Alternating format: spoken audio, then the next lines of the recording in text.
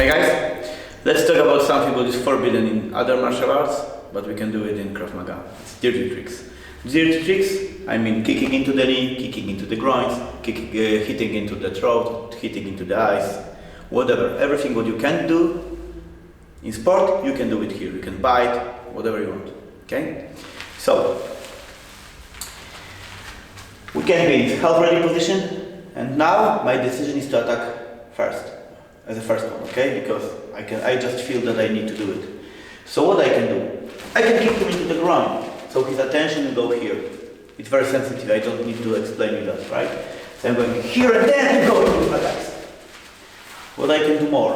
I can start with the knee, okay? I can start with the knee and attack his throat, okay? So you can do whatever you want. If you want to build a combination, you can start with the kick, then the strike, and then you can go with his knee. So let's put the angle.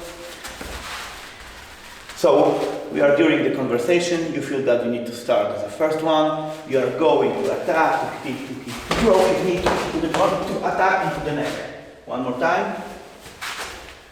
So, groin, triceps, knee, triceps, and the neck.